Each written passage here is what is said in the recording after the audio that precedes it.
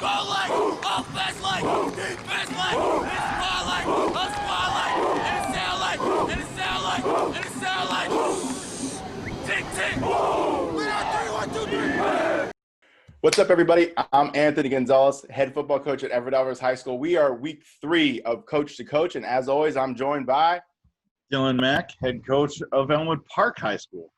We would just like to take a couple seconds to stop and thank you guys for submitting these questions or questions that we're finding on Facebook, because we're looking at these questions and we have some good ones for you guys today too. Yeah, so, I'm pretty excited about these. Yeah. Let's just dive right in and get started. Do you want to read off the first one? Yeah, so let's take we're going offense first, because why wouldn't we? So we got Coach Glen from California asked, how do you get plays in while you are in a hurry-up O, and then how are you able to quickly repeat them? So I think that's a great question. I'm going to start with, you do either quick wristbands or you do one-word plays.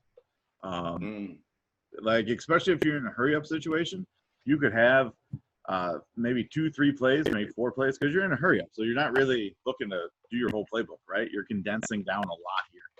So maybe you have 3-4 plays that you're saying, hey, these are our 4 plays, these are our 4 words. Maybe you switch them up every week. I wouldn't. But I would just keep it simple. I'd get the kids involved, say, hey, these are the 4 plays concepts we're going with. What are you guys thinking? What would you guys call this? And then, like, I'm not going to lie, our signal to repeat is just doing this. Like, that's our repeat signal. Like, we also have pretty much any R word is repeat as well. So like Rico, we'll do a Rambo call. But yeah, anything with that is just repeat. So. Okay. For us, we definitely decide what are our best plays that the kids run and that they're comfortable. And we just use those. Because obviously we don't pass the ball very often because we're running the wing T, right? And so we have a wristband, and the wristband says red and blue. So they know, okay, formation red means we're going to the right, and then blue's to the left. And then we have numbers, and it just turns into a matrix. And that's how we get plays in a hurry, or like when we're in no huddle. And we have had that situation before, and we have to practice it too. And I was really lucky. My first year as a head coach, I was able to have one of my buddies be the O-line coach, and he used to play for the Saints. He won a Super Bowl with Drew Brees. He was the starting guard. I don't know, look him up. His name is Carl Nix. Dude's a monster, right? But he would always kind of push me. He's like, hey, we need a 2-minute segment, because I never had that in my practice plan. And so I listened, and so we threw a 2-minute segment in there. And sure enough, like, the next week we ran into a 2-minute segment, and the kids were excited because they had practiced the 2-minute segment. And one of my crazy seniors, he's like, Coach, we about to do that 2-minute shit, aren't we? And I'm like, yeah, we are, dude. And they were juiced, and we scored, so it made it even better. Like, yeah, it was just like practice. It's like, yeah, dude, it was cool. So yeah, we just use wristbands, and we have red blue calls, and then I think we have a list of like maybe 8 plays, and 16 total, but 8 because they're just flipped. Yeah, and that's how we roll with it. Let's do the next question. Yep, let's go to the next one. I actually like this question because I would never ask this as being a lower level coach or just even coaching. But this guy's saying, I am a second-year coach. I'm a freshman wide receiver and linebacker coach, and I really want to take ownership of my position groups. What drills, techniques, or advice could you share?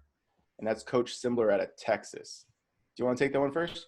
Yeah, so out of the receiver drills, like obviously the biggest thing, I guess it depends on your offense. Because if they're running offense similar to you, then their biggest thing is going to be blocking, right? If they're running offense similar to me, 100%, their biggest thing is going to be catching the football, right? Sure. So whatever your offense is dictating is the number one need, the necessity to be a kind of a playmaker or a dude on their team at receiver, that's the technique you need to kind of stress. So, like, if you're a freshman receiver coach for me, I would definitely want some sort of ball drills every day. I'd want you not necessarily working on routes as much as finding open space. So setting up some sort of drill that's going to mimic what we're going to do in the game. And I think that's kind of something we talk about kind of throughout the 2 shows already, is anything you're doing in practice has to mimic or be found in the game at some For point. sure. Like Yeah. you can't just say, hey, we're going to throw a couple cones out here and you run around them. That's not something that's realistic to what's going to happen. And then I'd say the same thing for linebackers, is you want them to, if you're a guard read team, you're going to want to make sure that they're going to work reading those guards. You want to make sure they're getting all the different situations that might be seen kind of thrown at them, so that then they're better prepared for when they go up to that sophomore level. Or, hopefully I would say if I'm a freshman coach, my goal is to have as many kids pulled up as sophomores up to varsity. That's kind of what I would be hanging my hat on. Sure. And dude, honestly, like I 100% agree with you on that. I was a freshman O-line coach, never coached O-line at a different school. And at the end of the year, the head coach pulled me aside and said, we're going to pull up like 3 out of the 5 O-linemen that you have. And I was like, are they playing? They're like, yeah, they're going to start. And I was like, whoa. And like, that made me feel good. Like I actually did a good job. And honestly, I was kind of learning on the fly, and because I'd never coached O-line, and it would have been more comfortable for me if it was the O-line in a wing T system, but it wasn't a wing T system. They were running spread. And so I was like, damn, okay, I think I did all right then. Like it was good. But yeah, like just to follow up with that, dude, like you said, any of the drills, I would talk to your varsity O coordinator, varsity D coordinator, or the head coach, or whoever's calling the shots up there, and ask them, like, get to know their scheme, get to know their philosophy about it. And then that way you have a better idea of what kind of drills you should be doing, and honestly ask them too. Like, all right, I'm coaching the freshmen. What do you want me to do? And what things do you want me to say? Because like the vocabulary that comes out of your mouth should also mimic what they are saying up there at the top too. Because once they get from, the freshman to the varsity level, if they're hearing the same things, that just, one, makes it easier to transition for them, but 2, it makes you more credible as well as a coach. And like, oh, coach was saying this last year too. So like they have that extra built-in confidence. So yeah, like whatever scheme you're running, make the drills according to your scheme, get with your, the coaches that are in charge at varsity, and then, to communicate with them and ask them what they would like you to do. Yeah. And I would say the other thing is, don't be discouraged if you get kind of in that moment. If you go up to varsity coaches and they're like, yeah, dude, just kind of a blanket statement of like, run this drill, and then kind of dismiss you.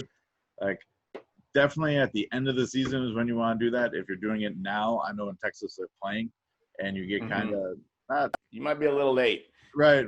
Not blown off, but kind of blown off. Don't take it as they don't care. They're in their thick of things, right? So just don't take it as they don't care about what you're asking. Say, okay, take it for what it's worth. Take it with a grain of salt. Come back to it at the end of the year and say, hey, coach, I'd like to do better next year. What can I improve upon? Because I know I've had that happen to me, where coaches come up to me, lower level coaches, and they're like, hey, we want to know if we can run this and this, or what kind of drills we should do for here. And I'm like, yeah, I'm getting ready for a game this week. Like, we talked in June and July about what needs to happen, and September is not the time to figure this out now, guys. Like, that's true. Yeah.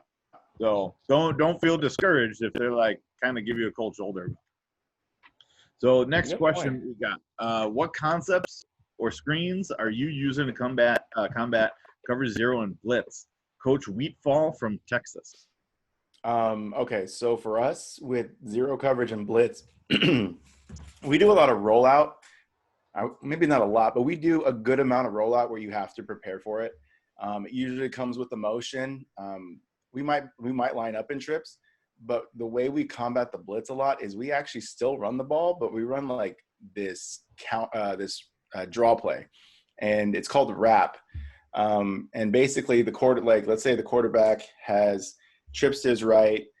He's still under center. Our tailback is 4 yards behind him, and he rolls out to the right, and our fullback is usually the lead blocker. But in this case, he takes like 3 or 4 steps and stops, and he kind of puts his hands up like this, and the quarterback actually reaches around as he's running past him and sticks the ball in. And our line is blocking, like pass blocking. So like it looks like, we're passing the ball, but we sneak it around in there and just it takes off. I think we ran it like 3 times in one game last year, and they hit for like over 15 to 20 yards every single time. It was beautiful. For screens, we do like now screens, like bubble and quick screens, but we're just not that good at them. I'm not gonna lie, we're not that good at them. You guys are probably way better at them than we are. So what do you guys do? So concept wise, we're going to do a lot of our quick game concepts because we're going to get the ball out under 2 seconds. Do you attack the middle of the field, or does it matter? No, for us it doesn't matter. I mean, truthfully, like for us, if it's a blitz, we practice picking up ridiculous blitzes all the time. We have a blitz segment in our practice, and it's backyard football. It's, hey, we're going to send 11 dudes. We don't care. Like, it's our defense having some fun and making the offensive line communicate and talk. And they're used to seeing weird, exotic things happen. And defensive ends try and loop to, that backside guard to them and have little skinny kids that are real quick off the ball up front instead of, big hoss linemen. So, I mean, for us, blitz isn't as big of a deal because we're going to still drop back. We'll throw shallow. We'll throw mesh. We'll throw wide cross. Like, everything's pretty much in our playbook. It's open against blitz. I guess, truthfully, we don't run the ball as much against blitz. Like, to be honest with you, if they're going to pack everybody up and they're going to show blitz, we're going to get it onto a matchup that we like. That's more what we want to do. Same. So, like, if they're going cover 0 and they're going to leave the top open, we'll probably call wide cross because we're going to get dude going across the field and someone chasing him, right? Like, yeah, honestly, I kind of figured that you would love mesh during that time too. You have those 2 guys running across the middle. Like, I mean, if you pay attention to Coach's Twitter, he just posted something with mesh, and he's like the unstoppable play, and I was like, God damn it, this guy. Hey, I mean, you're not wrong, dude. Like, that play is super hard to stop. Like, you're not wrong. Right, and you got to figure you're playing 15, 16-year-olds, 17-year-olds, as opposed to North Carolina's playing 23-year-olds, right? And like, mesh is still there. Right. So, that's all we're doing. It's just misdirection. Instead of where wing T guys doing it in the backfield, we're doing it 5 yards in front. So, screen-wise, we do a couple bubble now screens, but nothing too crazy. I mean, if you're going to give me cover 0, I'm going to look for a matchup, and that's what I want to exploit. Sure. You're best guy against – you're not best guy. Exactly. Yeah. All right, so next one. What is the best way – a formation, personnel, play type to still be a run-first team, even in a loaded box? You want to take that one? I'm just kidding. Yeah. It's called empty, and you don't run it. Yeah. All right, so coach is going empty, not running the ball. Well, okay. For us, how we still run first, and we've had loaded boxes. I think our very last game, we had 10 guys in the box because we had that one wide receiver out there. So we had 10 guys in the box at one point. One of the first things that we do in practice is we kind of, mimic what the defense that we're going to see, but then we also like just start lining up in random places and lining up in odds and evens, lining up with 10 guys in the box. And that way our kids have to like block their rules. And then from there, that's when they realize, like, okay, it doesn't matter where they're at. As long as I follow my track, I'm okay. And they can't be wrong if they're, going the direction that they're supposed to be going. Like, if they're supposed to be blocking down, they're going to be blocking down the whole time, even if there's, a weird front in front of them. And that's how we've combated it really well, especially with the mindset of the kids. However, I'm also not going to say that we haven't spread it out, because we did.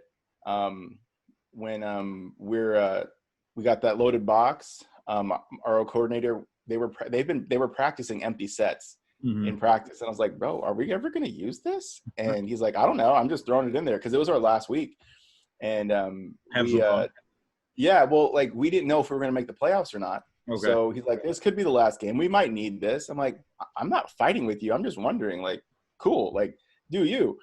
Because honestly, everything that we did at empty was still all of our stuff. It didn't matter. We were just in empty, right? Right. And it was a good thing we practiced that because we used it and it helped us win the game.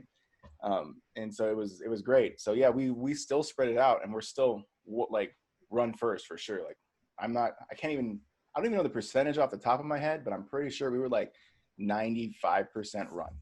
Like we ran the ball all the time. Yeah, I guess for me, like it would be misdirection. Like, because at the end of the day, if I have a loaded box, if I got 10 guys in the box, I still am going to account for most of them.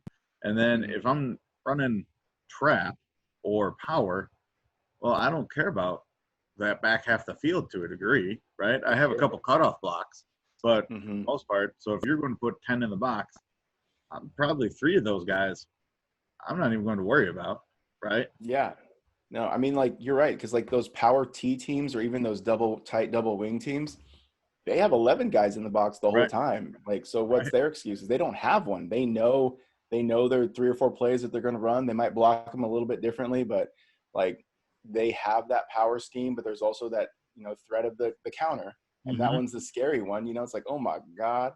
So, like, you can definitely be a run first team with the loaded box, just depending on what you're trying to do. Right. And I mean, you have to be comfortable with running your quarterback. I think that would be the key. I'm not saying you have to run him all the time, but you have to be comfortable with him keeping the ball on some boots, on some nakeds. Sure. And just to hold that backside on and keep them honest and say, we're not blocking 2-3 guys, but once they start chasing, we're going to keep it and he's going to go. He'll scoot up that field. So I would say that's truthfully probably for me, that would be the best way is I'm going to pull more dudes to the party and leave more guys on block. Yeah. Because honestly, too, like if you have really good misdirection, there's this good old saying, like 1 good fake is worth 2 blocks because you'll pull guys away from the ball. And so, like, if you're getting that and you're a run heavy team and if you don't have any misdirection in there, maybe consider throwing some in there. Like maybe you run good old fashioned, power I. Will have someone jet across the other direction while you're running power to the tight end side or something. Like give them something to look at and just confuse them a little bit. Well, and like we weren't really great at running trap out of single back look, but when we put 2 backs in the backfield, we could fake to the first one, who would fill for the guard pulling, and then run trap away from that. And that's good, that was our bread and butter run play this year, outside of draw. So, but yeah, definitely misdirection would be the key. So next question from Coach Jacobs out in Arkansas.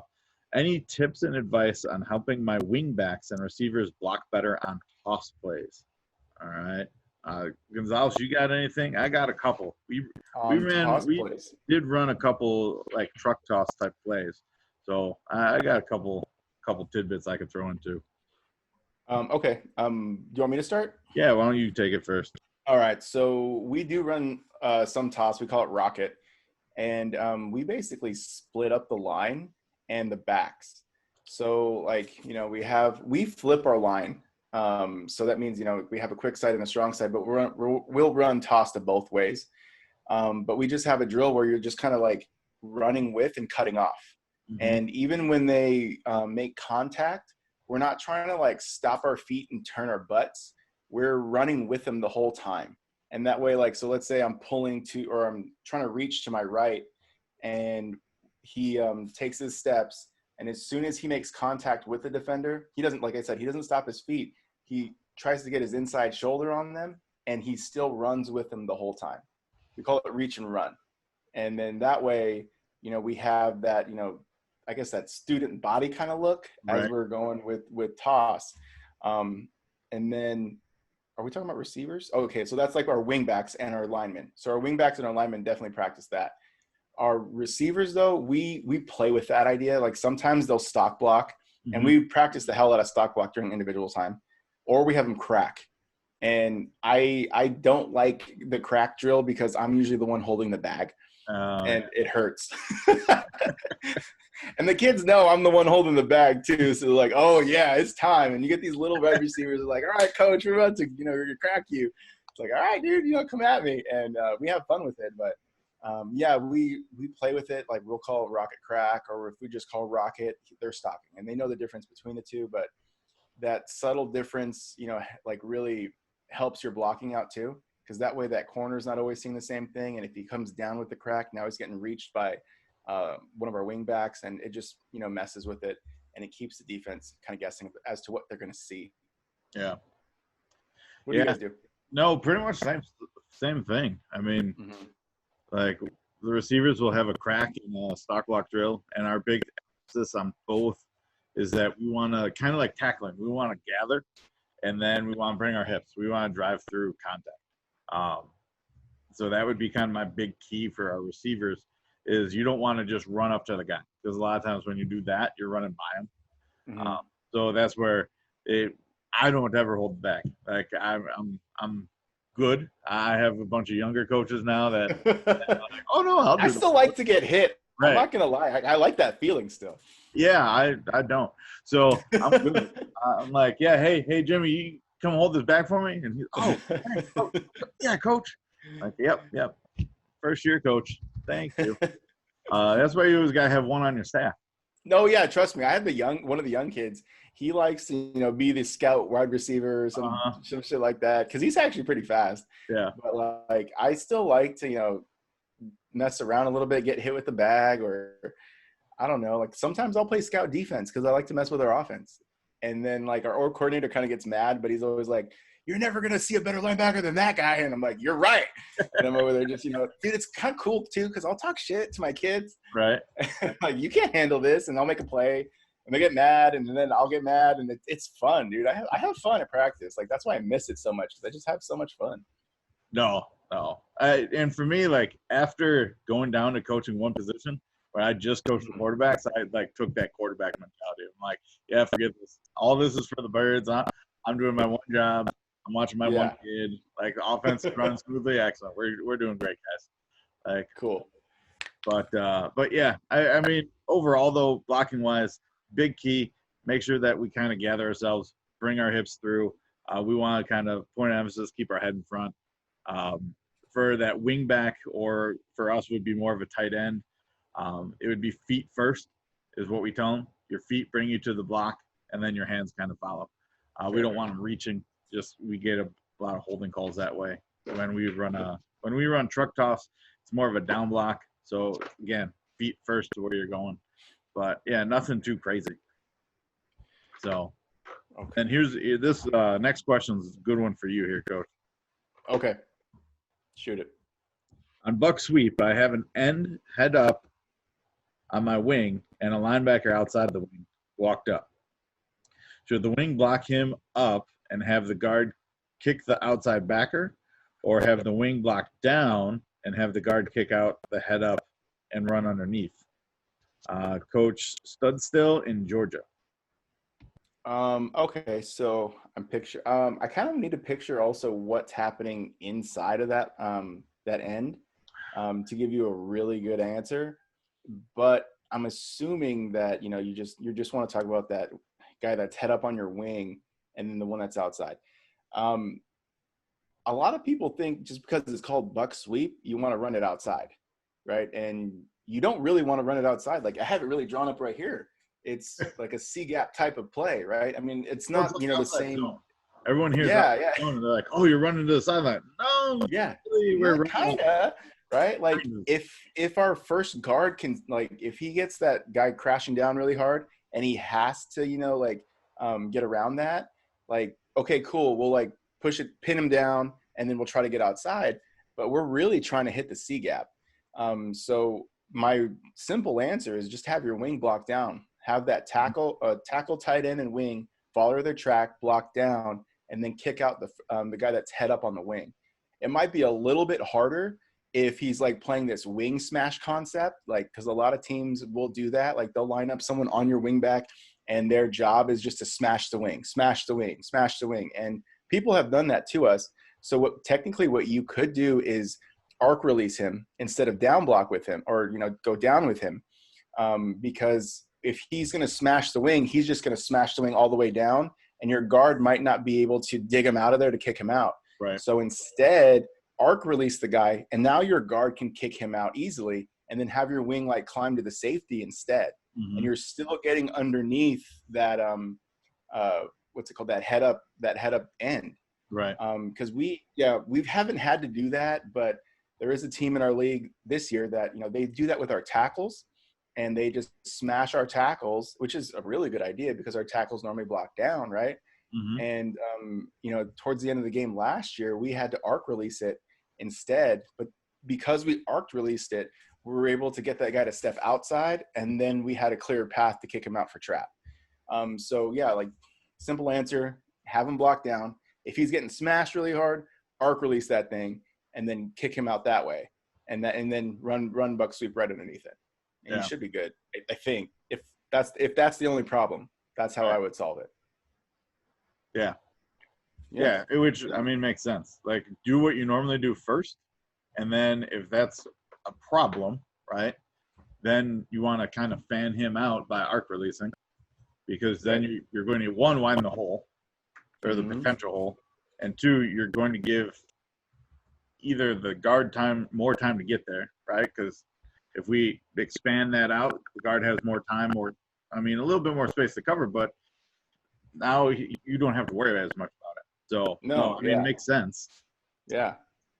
I mean, I'm not saying I'm the right answer. I'm just giving you an answer that I would do, because, you know, I'm sure there's like some wing T guys that are way better than what I got going on.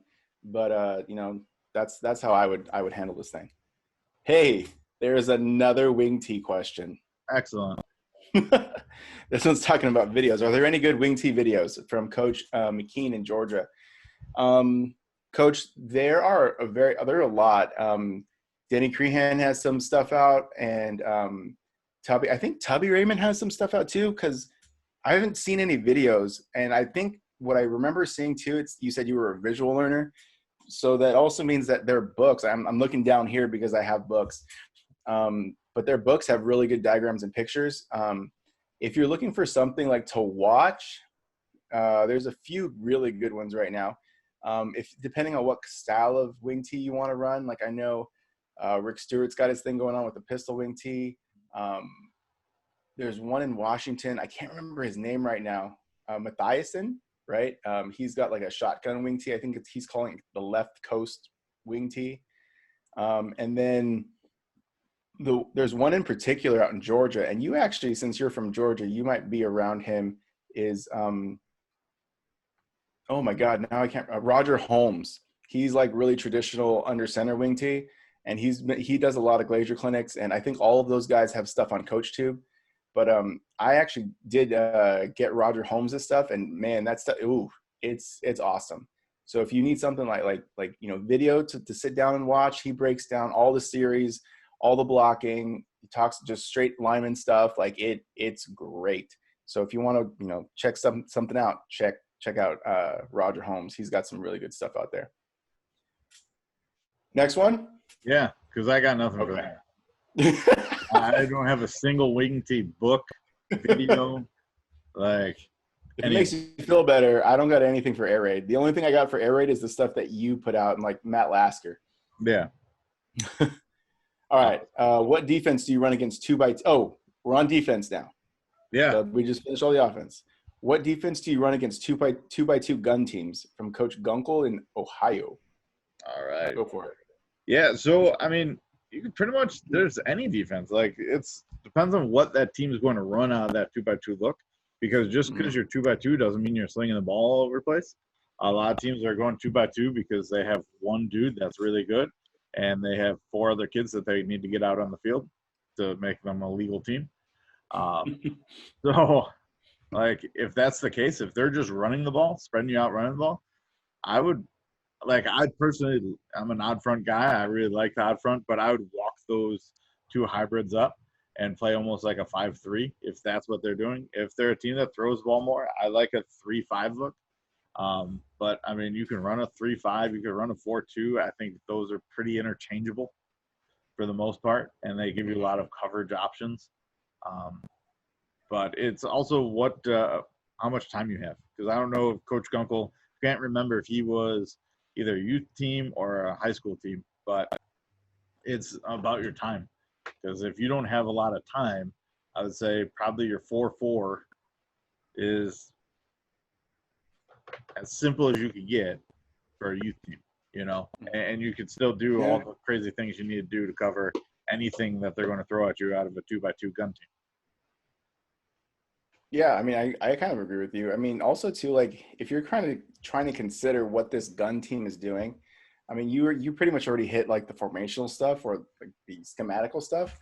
But I'm also thinking of like, where are they on the field? Hashes, middle of the field. Like, I don't know what I would run against a 2x2 gun team if I haven't seen them, because you know each team is different, and each offensive coordinator, they're going to call things differently according to their hash or where they're at in the field, or even their situation.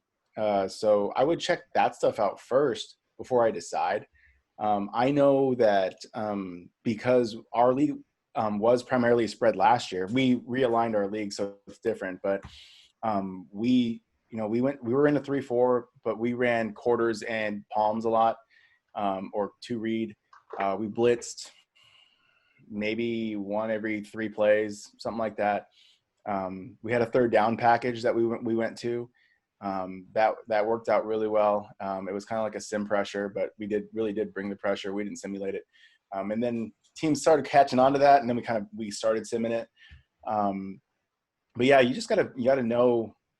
I think I need a little bit more information, but yeah, like that's basically how I would do it. Like, you know, just stay with my cover 4 palms.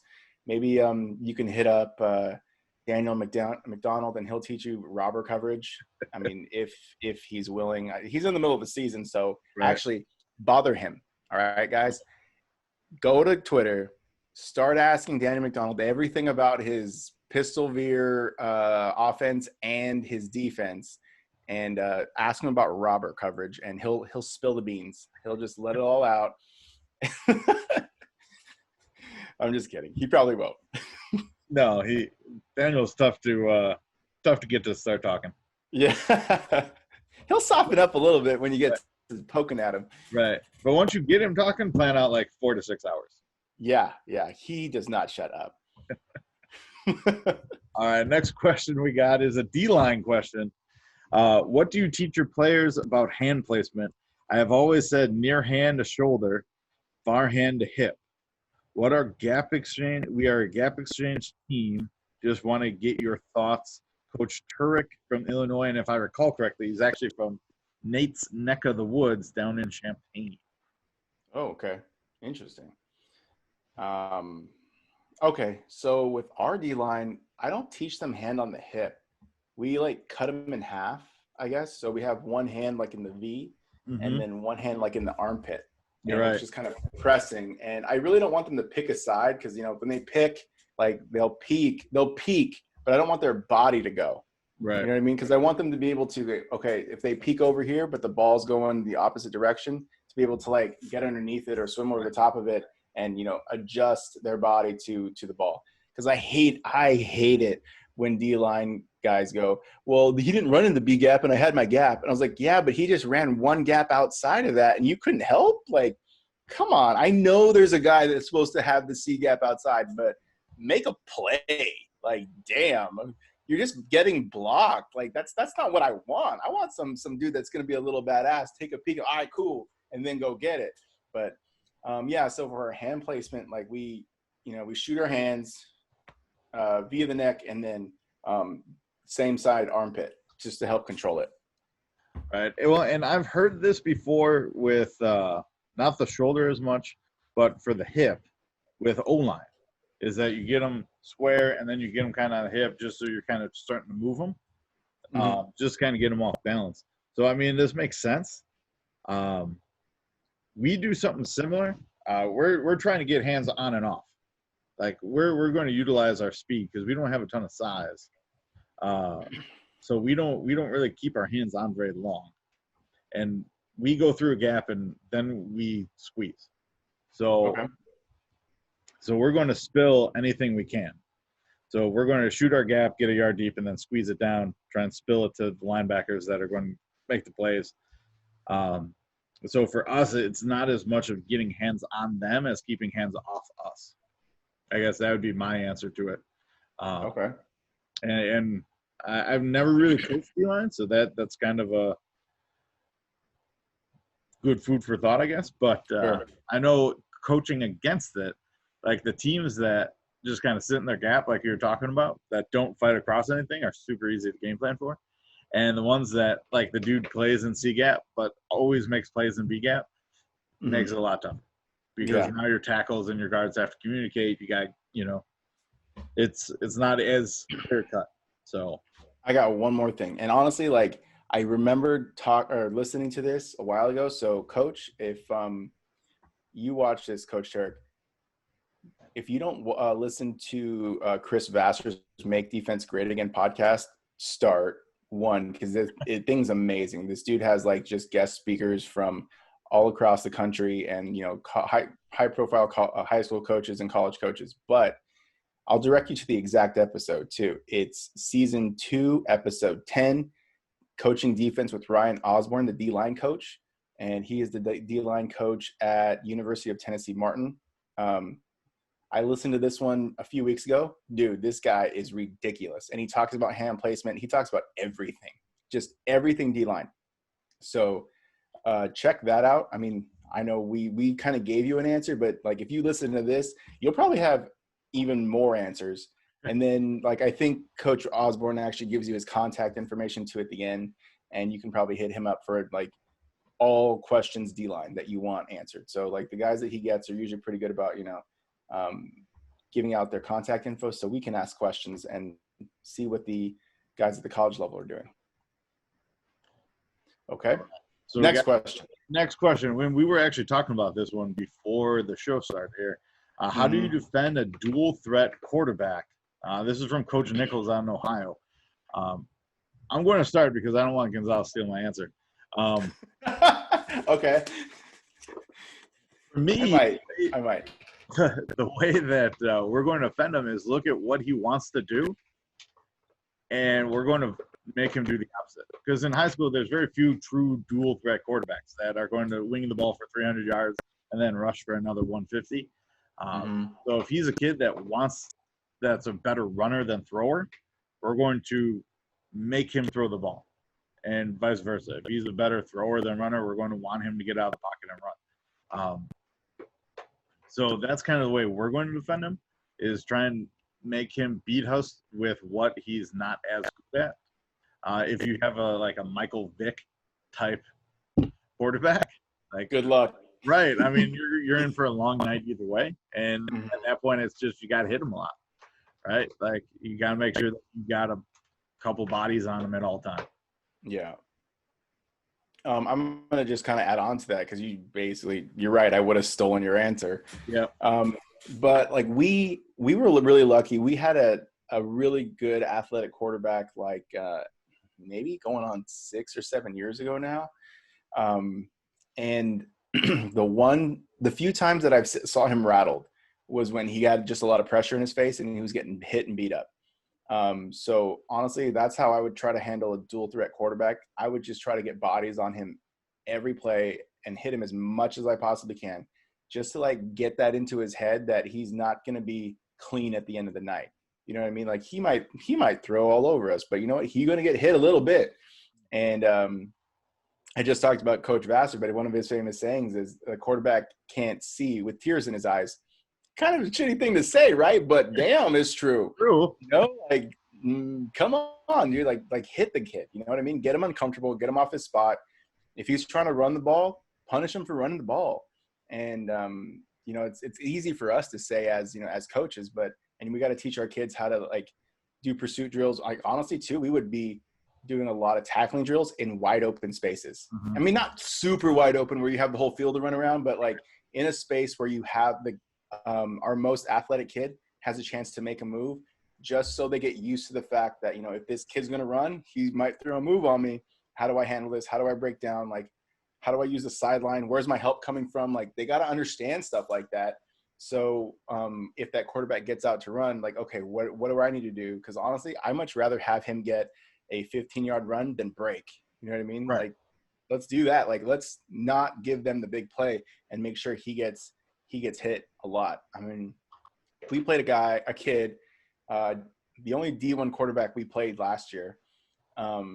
He could run the ball, but he was a much better passer.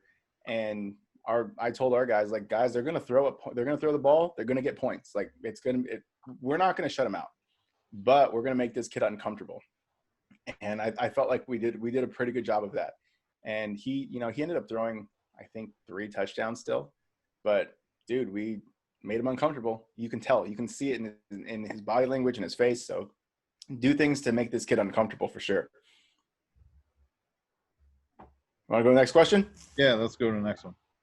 All right. What is your go-to defense against the double tight wing T? Fronts, alignments, coverages.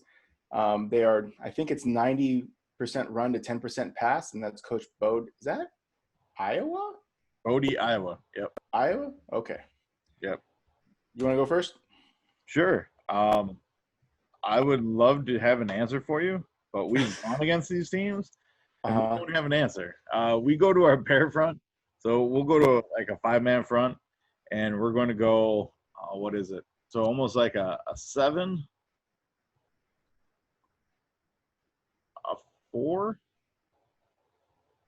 maybe it's a 6-man front, a 7, a 4, and then like 2, and then a 1, and then kind of mirror it on both sides. Yeah, I think it's a 6-man front.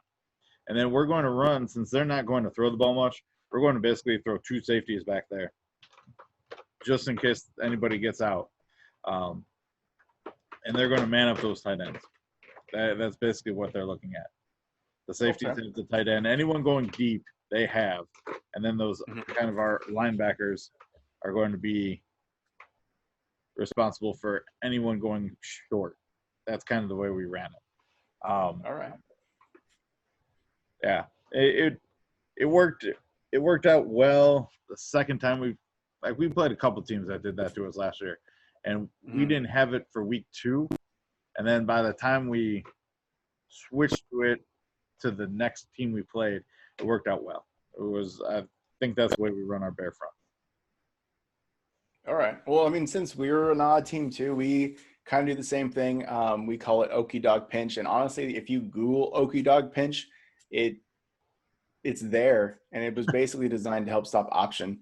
But for double tight wing T teams, I think you have to look at if the wings in the backfield or if the wings are up. Right. Honestly, I would hate it if the wings were up, because then they're just balanced everywhere and you don't know where they're running. I would look at where they run to the most, make a hit chart for yourself. What gaps do they hit the most? Maybe what linemen do they like to run behind the most? Because that's definitely going to help with your fronts. There are coaches that I've spoken to that do run this type of offense, and they have told me that one of the things that they do practice for, but it really messes with the kids, is when you line up head up and you gap exchange with your linebackers a lot. Especially, like let's say you're in a 4-4 and you have 2 2s and 2 5s, right? Yeah, right. And then you're gap exchanging with your linebackers. Like, that messes with the kids every now and then. If they're really good, it might not mess with them. And then you just kind of read you teach your kids the read that you want them to read. 1 week we wanted them to read the backs, so we had 1 linebacker assigned to each back, and you go where the back goes. The next week we switched it up, like, all right, you 2 inside guys, you're reading the guard, or you're reading just a fullback, and then we went from there.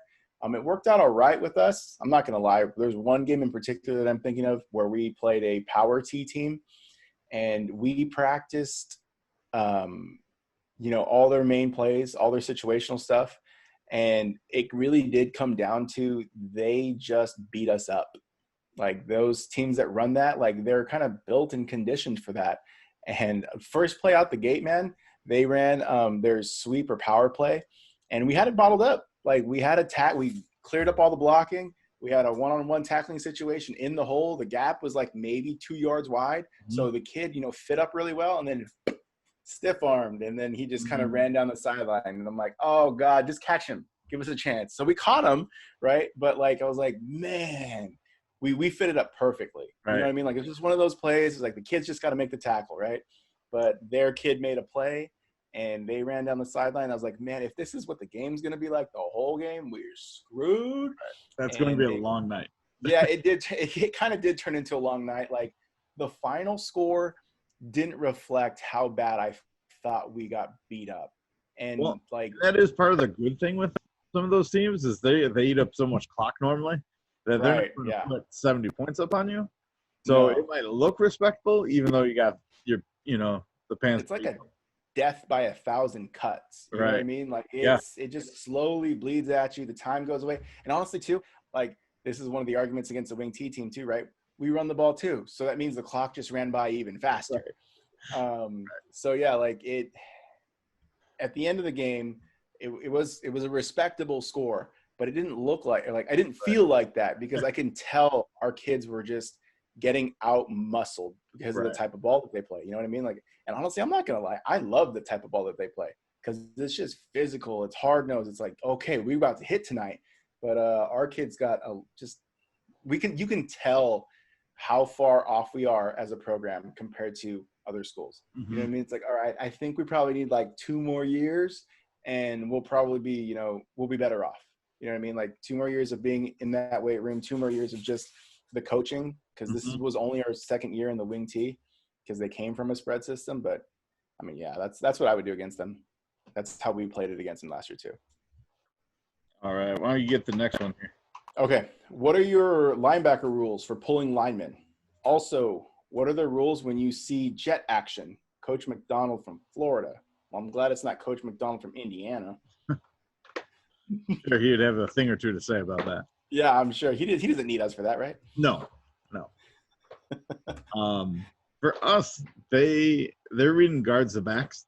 So if the linemen pull, they're going to also peek at the back to make sure the back's going in that direction. And if he's going in that direction, then they're going to mirror the back shoulders.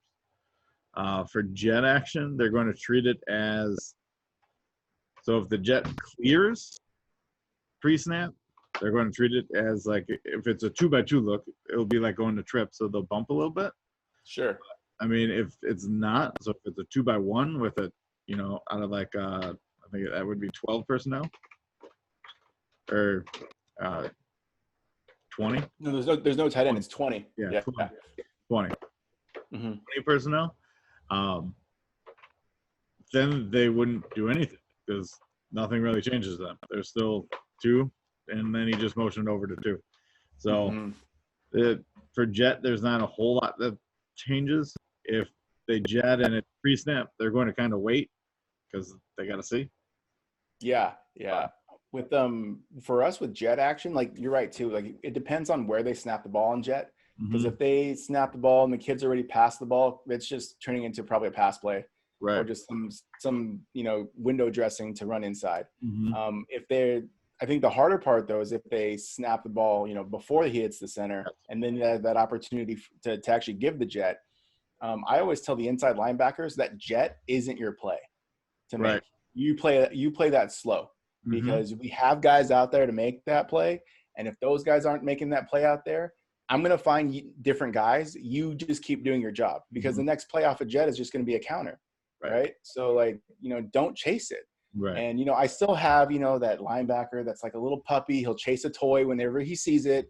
But I've calmed that down a bit, but still I tell him all the time, don't chase the mouse. All right. Just stay here. Wait till if you see counteraction. So you're there for it.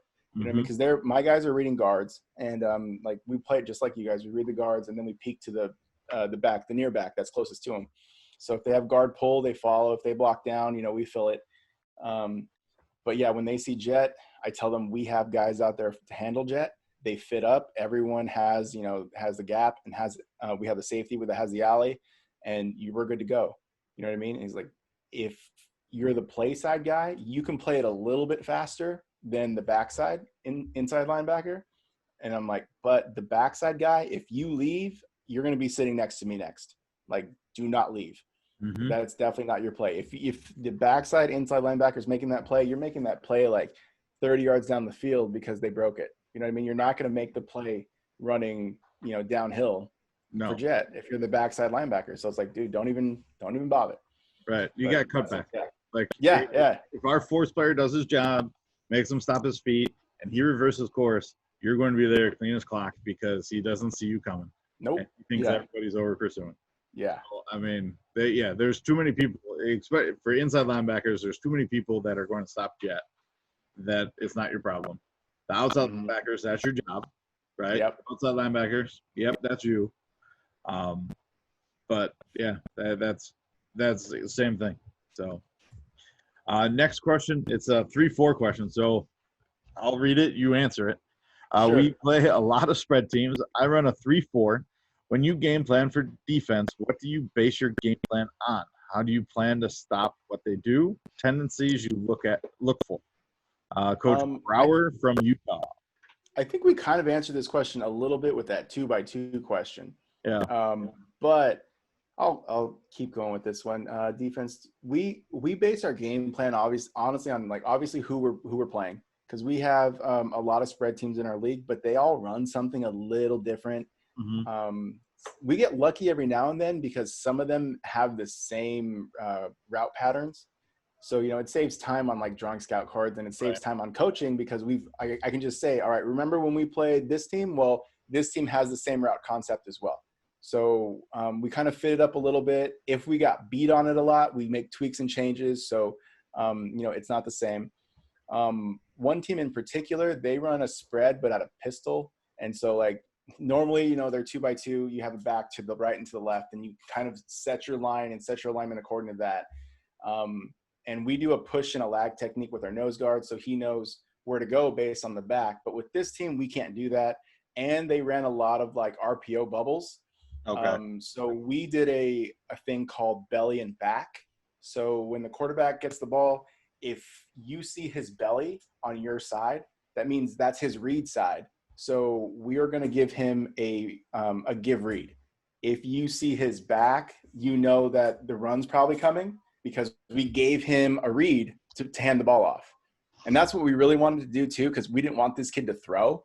We wanted him to give the ball because his arm was better than the running back. And we didn't want to have him beat us. So if they were the backside, so we had 2 safeties up top, right? So the backside, he would see the back of the quarterback. So that means he would come down now and enter the box and clean up anything that came through.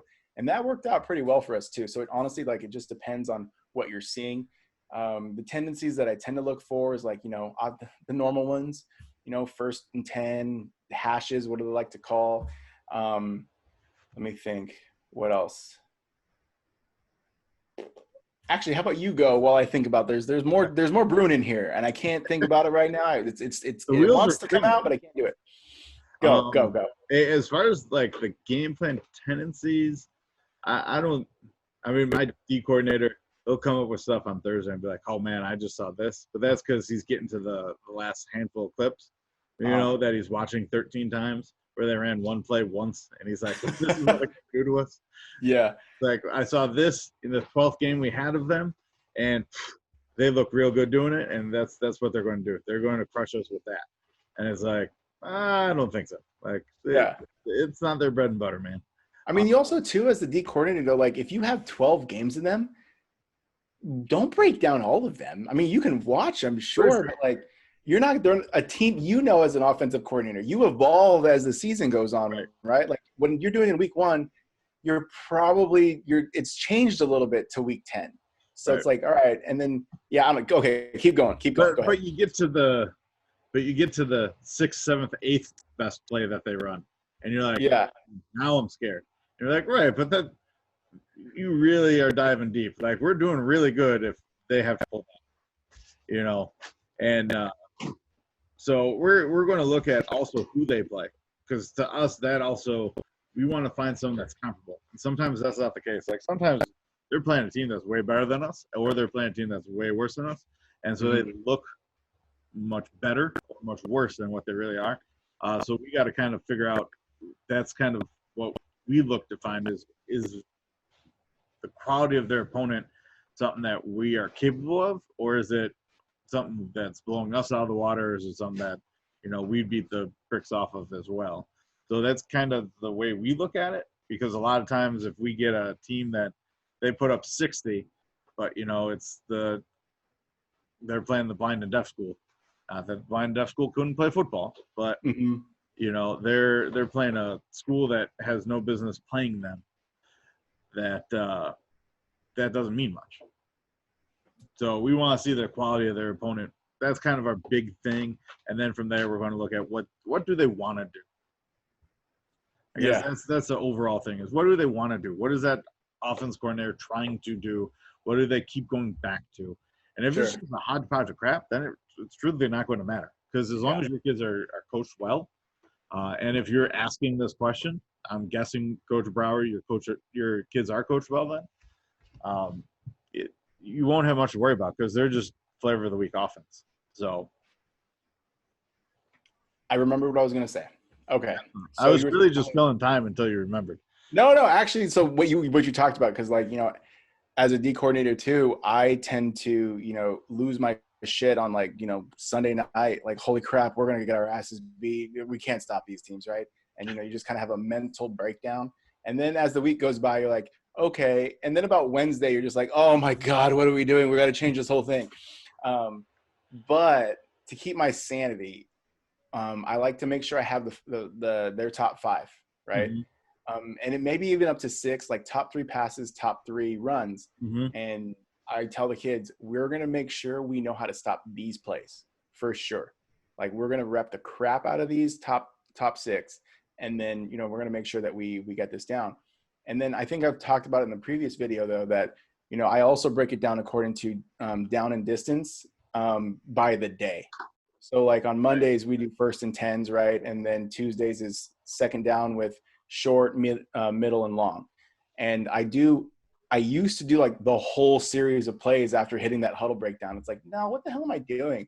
Let's just do the 2 best plays that they run in those categories, you know what I mean? And then it helps too, because you don't want to have that, what do they call it? Paralysis by analysis.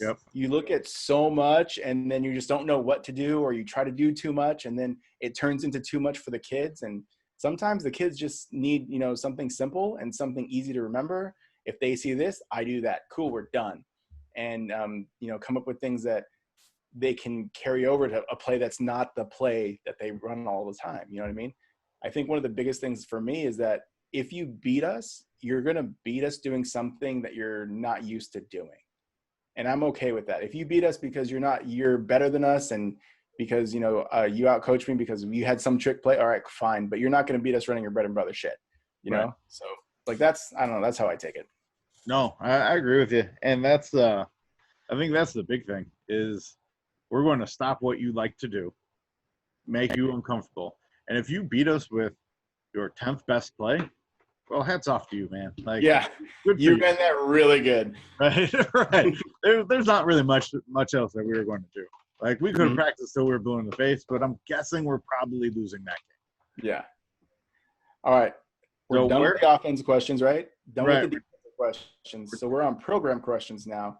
Right. That we've caught or that people have submitted. So I'll ask this first one, and you can answer this first one. Okay. Which playmaker software do you prefer? And that's from Rick Aldridge in Oklahoma.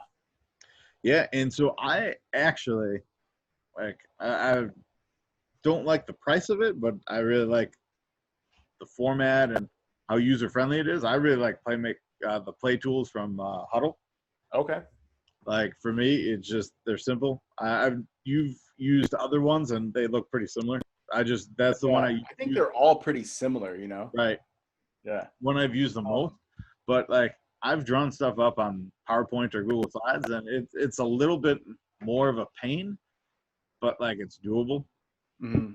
So, like, if you don't want to go and pay for something, like, because Huddle is expensive, I would say you could definitely kind of go the cheaper route and go with Google Slides because it's free. But I would say I really like Huddle just because everything I have is in Huddle.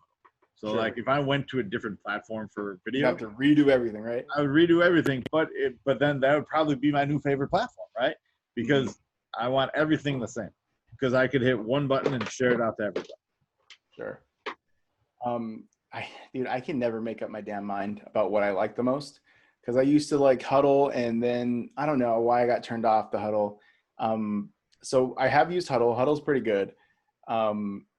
We started using Just Play, and that's pretty good too, because you can with Huddle you can put clips on there, but like you can now on Just Play you can quiz your kids at the same time. So it's kind of neat, but you can see who's actually looking at game plans and stuff. We had to stop using them though because we couldn't fundraise this year because of COVID. Right. And I feel bad because I really wanted to stay with the company, but we obviously couldn't do it. And so we still have Huddle, but I really started liking using PowerPoint. And like you said, it's a little cumbersome and tedious at first, like any program when you first start using it. But one of the biggest reasons why I like using PowerPoint now is because I have a surface and I use my pen and I can draw it in. So it's faster. You know what I mean? I don't have to point and click and, do all that. I can draw stuff in.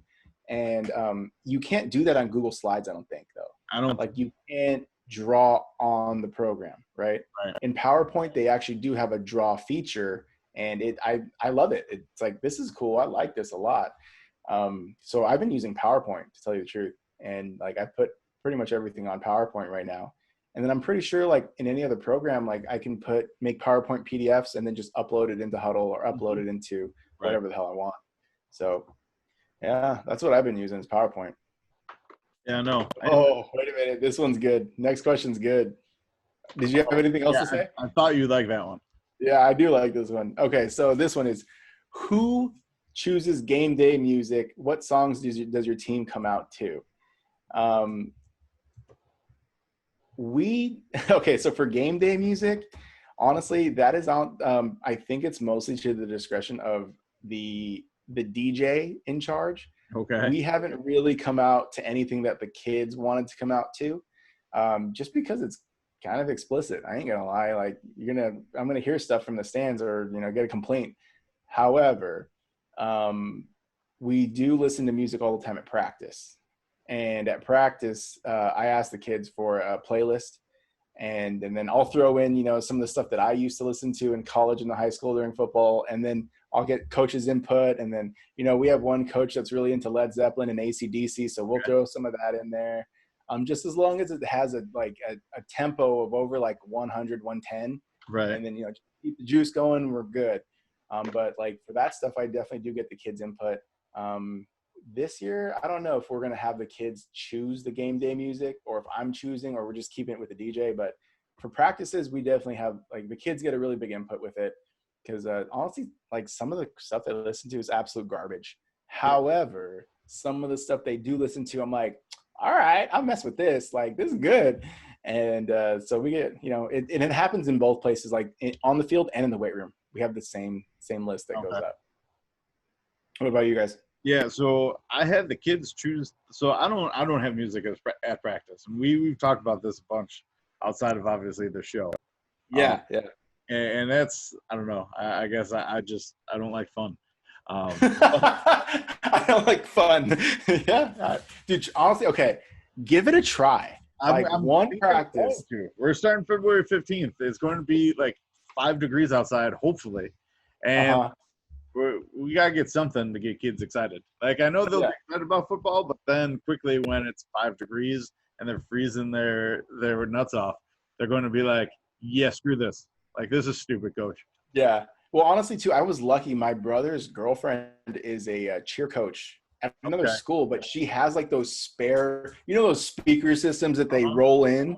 Like she gave me one or let me use it, and I'm like, cool. So like we use that because if we use the stadium speakers, they suck. But right. Like, well, and that was the other problem. Roll that in. Well, and that was the other problem. The only way would be to go up to the stadium speaker, plug it in, hit play, and then I just wasn't going to add more crap to having to do pre-practice. Yeah, exactly. But no, like with that would be perfect. And there's always a kid that has something.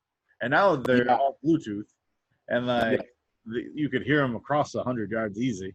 So no, I'm thinking about it. I'm I'm saying slowly just try thinking. it. Just try it. It's I think fun. we're going to try it. We're going to try it. We'll give it a shot. Uh-huh. So, Hey guys, I mean, if guys playing at coach's school, if he doesn't have music, take the trip to California, and then you can play for me. We're not going to pass the ball as much, but at least you'll get some good music and listen to as we're playing. I'm just throwing that out there, guys. right, you'll have zero fun because you'll have to run block all the time. On top of that, you won't be in the snow. You'll be in California. It's like honestly 65 degrees, 70 degrees here almost every day. It's beautiful. Oh, but to get back to the question, the kids choose the game day music. I normally put it together. I get the clean edited versions of the songs. Sure. And then the kids actually sing it in our little like shed area that they come out is We Be Ready. They kind of sing the first verse, I guess, of the song. And then they pound on the door and they get all wild and crazy, and I lift the door and they run out. Run out. Nice. Yeah. Okay. Next one.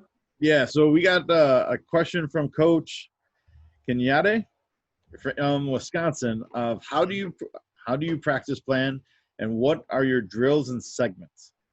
So we talked about this a couple times, Coach. Definitely go check back the other ones. But you know what? Because I saw this one, I'm going to actually share. You came prepared? I did. Oh, damn. So I'm going to have to pull out my practice plans too. Here we go. Go ahead. Share this thing. All right. So just like Gonzalez, this is my summer one. Oh, damn. Ours is like really close. All right, cool. Well, as we've talked about, I'm like, it's probably going to be almost carbon copied here outside of I throw the ball a lot and you run the ball a lot. Sure. But so they're 5-minute segments. We do a little pre-practice here. We're going to get the quarterbacks loose. We're going to get the receivers and running backs hands warmed up. We got O-line getting their stance and starts, just kind of talking to them, making sure they know what they're doing. This is a O-line indie period. This whole, 10, 20 minutes. I don't know what they do there. Well, I mean, I know what they do there, but I don't dictate what they do there. The skill kids, yeah, I'm going to tell them exactly what they need to do. Not that I don't trust the skilled coaches, but I trust my O-line coach way more. If you don't trust your O-line coach, time for a new O-line coach, right? Right, exactly. So I have my hand in what we're doing as far as the skill guys go. So we're going to do a little bit of mesh, the traditional what you think of as mesh of running back and quarterback, working our inside zone, outside zone, whatever run plays we're going to run that year. And we'll give the receivers some time to just kind of work more hand drills. I guess this would be the point where they stock block. Mm-hmm. They're not going to stock block. Let's be honest. They're just going to do the noose drill. Right. They're going to work their cut drills. So just getting in and out breaks. Then running backs will go do running back drills, whatever that is, and pretty much run more routes. And then we're going to work our mesh. So we're going to have a mesh segment. Of course, you're going to have a mesh section. Well, you have to. I shouldn't have doubted that one bit. When you run as much mesh as we do, you have to have a mesh segment. That gives about 10 minutes. Then we're going to run quick game routes on air. During that, the running backs go with the O-line, and our running backs are the quarterbacks for this segment. I don't bring my quarterbacks over because I don't have a ton of quarterbacks. So I need them to throw the routes on air. And guess what? I get 2-3 quarterbacks going down, really 2, because after my backup, the third kid's probably not worth his weight. My running back in, and he's going to take the snaps. And now we're going to just run good old option football. Well, in this bird dog segment, we're running our run plays. So he's used to taking a shotgun snap. He's used to the handoff. All right, we're going to talk to him about, hey, where your eyes should be, who you're reading, so that, worst case situation, shit hits the fan, I have a third, fourth string quarterback that's running option football. So, oh, crap, I game planned and I knocked both your quarterbacks out? Well, screw you, buddy. Now I'm running option football. Stuck on that. After that's our 10-minute blitz period. Then we do a little blitz cleanup, and then we get to our routes on air. From there, we do a little 5-minute screen period. We make sure we hit all of our different screens. We talked about how we run screens last week. Here's our tackle/pursuit. This kind of changed. And then we're going to go about 15 minutes for indie, for specials. We'll do a little indie, and then we'll do whatever special we're doing. We got D indie here, inside runs, 7-on-7, then fits, and then we end with this bandit drill. And bandit drill is just up tempo. We go 2 minutes, if not faster. And we're going to go, when we get further in the season, we'll put a defense out there and we flag up our offensive players, because I don't want them taking them to the ground on this, because I want our offensive guys scoring more than I need the defense making a crazy awesome tackle. I need the defense there. If you're there and you can't take a kid to the ground, well, there should be 10 other dudes coming to help you. So I'm not too worried about that. But we start this on air with just our offense. And the way we run this is every time a kid gets a ball, so if I hand the ball off to my running back, he's going to score. So we start off on like the 5-yard line. So if the first play is inside zone, he's taking inside zone to the house. And then I have my next running back hop up for the next play. And he just kind of, the kid that just scored goes around the outside, and then we call the next play, and we're going as fast as we can. All right, breakneck tempo. That's our goal. All right, but that's pretty much our non-season plan. Preseason, it just changes the time. Everything else stays the same. Monday, like I talked, it's film, and then a couple things here. But Coach, if you want this, hit me up on Twitter at Coach Mack 2017, and I will gladly share this with you. It's nothing that crazy, that exciting. It's just I figured it after 3 weeks of getting a question about practice plans, we should probably share some. Well, okay. So while you were talking, obviously I'm listening, but I could not figure out where my practice plans are at. But if you let me share it, I have some right now. I have it in front of me. I can't share it because I don't have the privilege. So Max just trying to show everyone that I don't have any. We just kind of wing it. Yeah, he doesn't. He has no practice plans. No, we just go in there, chicken with a head. All these wing T guys do. Yeah, pretty much. But I'll kind of fill some time. So when we have practice, thanks, dude. I have a big portable battery. And the reason why I have that battery is because our scoreboard is actually wireless. So I plug the scoreboard panel. It's on the field with me, like on a bench, but I plug the panel into the battery and I always time it up on the scoreboard. So one, the kids always get used to looking at the scoreboard, but two, it's like if it's a 15-minute segment, now the coaches can also see that. And they're like, they can't just sit around and talk and bullshit, because like now they have, this is the time frame that I have. Right. And like, that's it. And if that's all they get, then that's all they get. You guys don't get any more time. Let me see screen. I think. No. And I got, from Rogue Fitness, I got a 2-sided timer that you could see pretty much 100 yards away. And it nice. So yeah, we do the same kind of deal. So initially we kind of like 2 platooned it. We did have the bodies and the people. Towards the end of the year, we had to like kind of make practice more offensive and defensive oriented because of we had some injuries. But like, this is how we break down our practice. It's broken down by 5-minute increments. This was at the beginning of the year last year. So like, we were really focusing on tackling. And so we broke the kids up into 3 groups of 3, 10 minutes at each station, and rotated. And then since it was, again, the beginning of the year, we did a lot more individuals than anything. Towards the end of the year, we cut the individual time down and focused more on group and team.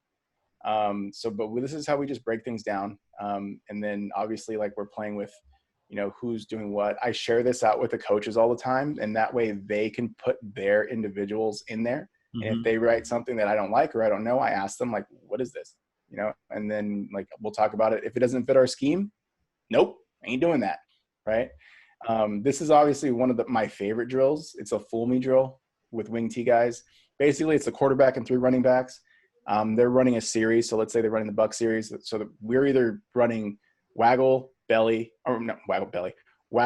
trap, or buck sweep. And they have to fool another kid who's on the defensive side with who has the ball.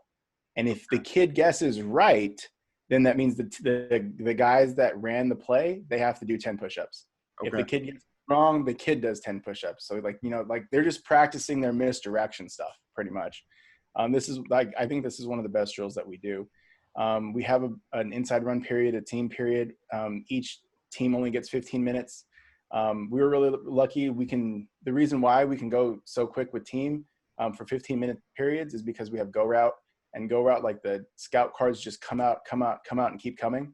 If you don't know what go route is, check them out. They're really good. It's an expensive upfront cost, but like it's totally worth it. We went basically, like in a team period, you might get maybe 1.5 plays every minute or so. If you're going pretty fast. But with go route, especially on scout offense with our team defense, we were doing like 2 to 3 plays a minute. And so like it's ridiculous, right? So you go from like maybe 15 to 20 reps for a team period to 40 to almost 50 reps in a 15-minute period like that. It's spectacular. That's huge. Yeah. So this is like one of our practice plans. And then every now and then, let me see if I can find it real quick because I don't want to use up all this time, is right here. Yeah. So we'll also do a practice plan like this. So this might be like a Monday or a Tuesday practice plan where the offensive group of guys, they actually, go lift. And then this set of offensive guys, so like the O-linemen and the tight ends, they'll be on the field doing their, individuals, and then we'll switch. And then like we're just focusing on offensive day, and that's how we'll handle the weight room in practice. Because I don't like to have practice and then have all the kids in the weight room. There's just too many kids, and then obviously we're all tired afterwards. So like, let's just handle the weight room in practice. And this works out really well for us all the time.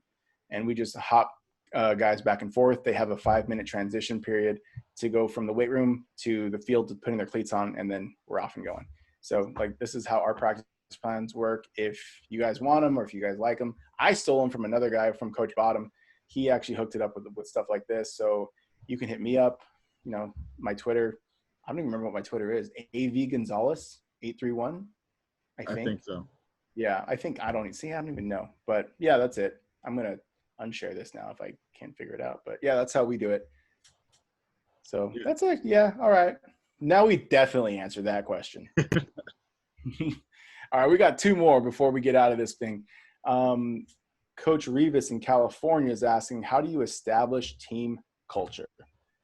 I think we've also kind of answered this one a little bit, right? Before? Right. Yeah. We talked about it a little bit at least. But I think the big thing here is kind of, as you come in as a new coach, you want to kind of set your expectations and then stay true to your expectations. But you also have to kind of talk to your kids, get an idea of what they're expecting, right? Right. Yeah. What they want out of the program, right? Because if they're not on board for winning state championships and all the hard work, and you're like, nope, this is what we're going to do. We're going to have 9-hour practices, and we're going to, we're going to run till we puke and all that. And they're like, yeah, that's crazy. I'm not going to do that. Well, you're probably not going to be at that job very long. No, right? Yeah. If they ain't down, then I guess that's not what we're doing. Right. So I think it's a blend, because like, I love Randy Jackson and everything he has to say. Like, those books are great, but like, you also have to be at a place in which they're willing to accept that. And I think there's some small things that you can always do, and small mind shifts. And over time, maybe you can get to where you totally reformat the culture of a place, but that's not going to happen overnight. Like, you have to really start with small baby steps and slowly build up to where you're putting in a totally different culture. Yeah, I think that's one of the things that I definitely struggled with my first year was I wanted to just walk in and change everything. And I was expecting that to happen overnight. And I learned the hard way that that does not happen. This is a slower process than you want it to be. Because obviously you want to walk in and be successful day one, and then, continue that success the whole time. But like in my case in particular, I walked into a situation where the kids didn't even like football anymore. I was like, oh my God, like, how do I even get them to like being on this field with each other? And then so we actually, it kind of sucks because we couldn't do it this year because of COVID, but we do a lot of things outside of football to help bring guys together and make them realize that, we're all doing this together and it's going to take a team. in our community, honestly, you probably have to pay attention to how the community is at your school too. We're a really big based ag town, and Salinas is a beautiful place, but it has a lot of gang violence and gang influence here. So we kind of have to realize who might be associated. And because if one's associated with, Norteños and one's associated with Sureños and they're on the same team, that shit could cause a problem fast, So we gotta really be cognizant of what's going on. And then also too, like, we can't just keep them separated and divided though. We got to have them realize, like, hey, we're on the same team right now. Like, this is us. And like, you kind of hope and pray, like, at the end of the season, that because of all the things that we do together, like all the outside dinners, like we take them paintballing, we go to the beach and have a bonfire. Like, we do a lot of things together, and we kind of hope that they realize, hey, you know what, like, this whole red and blue lifestyle, this isn't it. Like, it's much better when you're a community going together as one thing. And like I said, like, you have to pay attention to more than just what's happening at your school. Like, you got to picture the community and the culture that they're coming from as well. You know what I mean? Because like, we can't do a lot of things during the daytime because a lot of our kids work in the fields. So like, we practice in the summertime, especially, we have practice at 4 because most of those kids are getting off of work from the fields at like 3:30. And it gets crazy. Like, I had one kid, he was like, he'd call me every day. I'm going to be late. I'm like, where you at?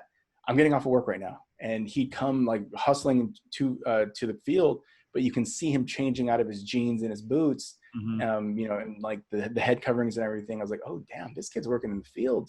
He wakes up at 5 and he's busting his ass out there. And then he's coming out here to play, like, dedicated, sure. But does he have the time? No. So I got to respect his time.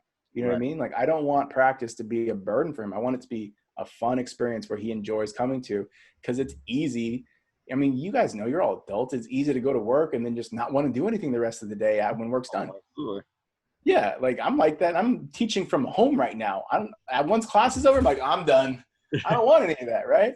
So yeah, dude, like, pay attention to what's going on around the kids and the culture too. Like, and then, well, like, update now, like, the culture for the football kids right now is so much better than it was when I got there. And then it's harder though too, because you also have to have an admin that kind of pushes that and, like, reinforces all that stuff too. And like that you were talking about Randy Jackson's books, right? Well, he had admin that supported that in a few of his places, right? And they adopted his, like, credo or mottos and stuff. But I'm not gonna lie, mine don't do that. Like, they have their own thing. I'm not even sure, like, football's even their thing. So yeah, I don't know. No, and that's the tough part is, like, at EP, we just got 3 new admin. Yeah, so do we. Yeah. It sucks, right? When there's so much turnover. And I've been there for 7 years as a teacher, and we've had, outside of our AD, everyone's been new at some point. Mm-hmm. So, I mean, you have people that bring in their own ideas. They want to revamp whatnot, and I get that. Like, you come in new, but it's like, at the same time, that makes establishing your culture even harder. Definitely. Yeah, because I'm same boat, dude. This is my 3rd year teaching at this school, 3rd principal. Not one of the APs, the assistant principals, is the same right now at all. Crazy. It's incredible. And we have our WASP inspections, right, to, like, get accredited for colleges. One of the biggest things they wrote down was, like, collaboration among teachers, but the turnover rate of the admin. Like, how are we supposed to, be good as a school if that's also happening as well? Right. It's a little rough. I'm not gonna lie. It's a little rough. So I guess, Coach Rivas, as much as it's like it's not just about you. I guess that's what we're getting at. Is there's so many outside factors that like, you pick up that Randy Jackson book and you're like, I'm going to do X, Y, and Z. There's so much more than just that. To establish a culture. I guess you got to go with the old adage: is control what you can control, right? Yeah. And then go from there. Right. Last question. Yep. All right. This is from Coach Nate Moore in Michigan. He says, in Michigan, we are limited on fans allowed in the games. What are some things or tools you are using to stream the game? Well, obviously I haven't been there yet because we're doing what you're doing, Coach Moore. We're sitting on our butts. We're making videos. But I do know that my replay system, so we use Edge Replay, and they have an option where you can now use that replay to stream games. Okay. And so we're probably honestly going to use that because it'll be another form of fundraising for us. Because you would sell a virtual ticket.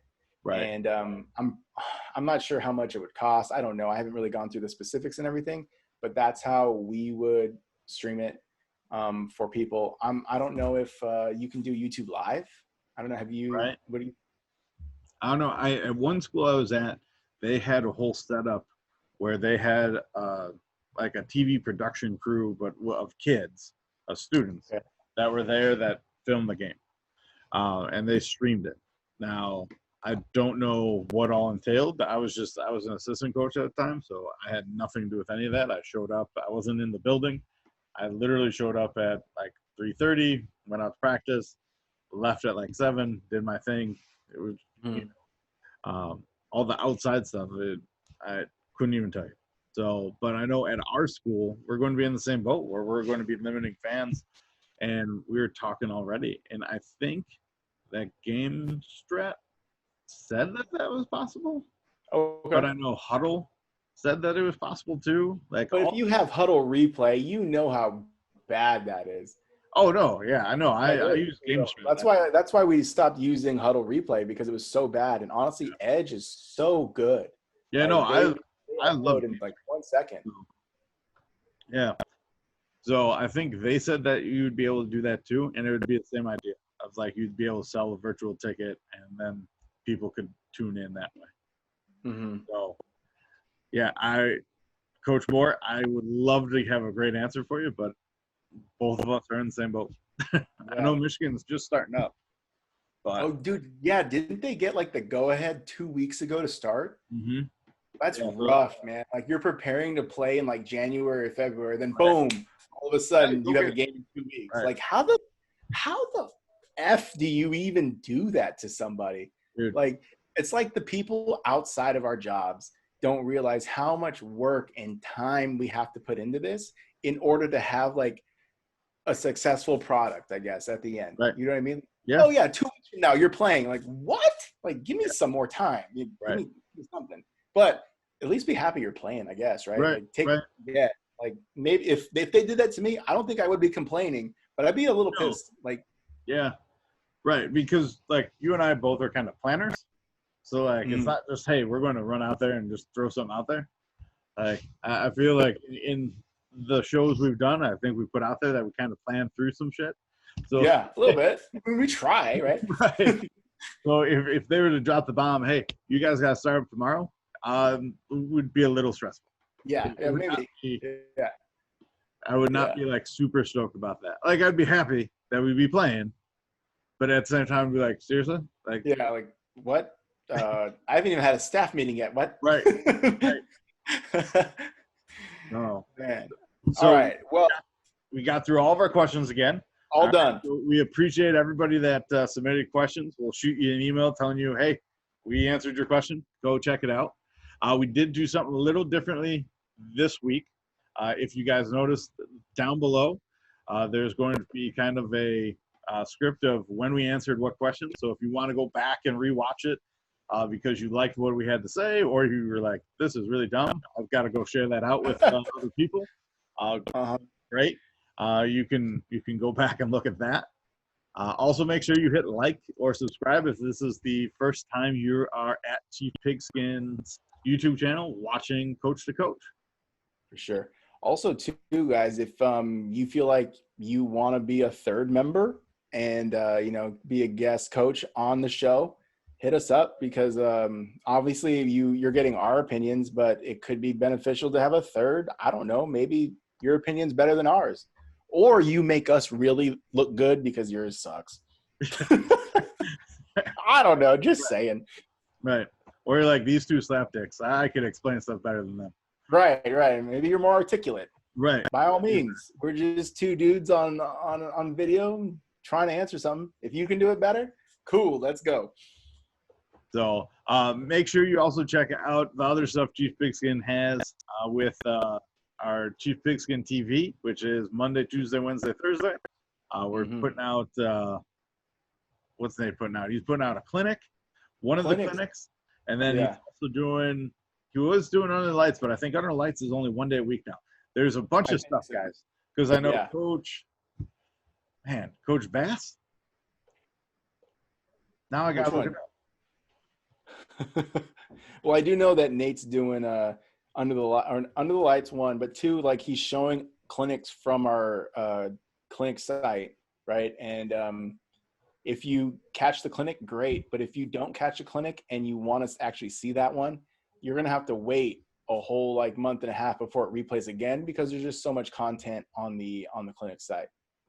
So make sure you definitely catch that because some of the stuff on there, like I shouldn't say some, all of the stuff on there is from really good coaches and they really put out some good presentations. Yeah, so we got a bunch of stuff. Everything happens on a different day. We have Power Hour happening, I believe, on Mondays. We have Anchor Down Leadership with Dustin Mills happening on Tuesdays. And then you have, For What It's Worth, Lead by Example. That is... I know Coach Hines, and then I can't remember the other guy. Yeah, okay. Coach Hines is doing that, and I believe that's on Wednesdays. And then I think Nate and Coach Watkins are doing their show Under the Lights on Thursdays. Okay, cool. And So then obviously we got Sundays. Yeah. All right, let's get out of here, man. Yeah, for sure. For sure. All right, guys. Thanks for watching. Take care, and we'll see you next week. Thank you, guys.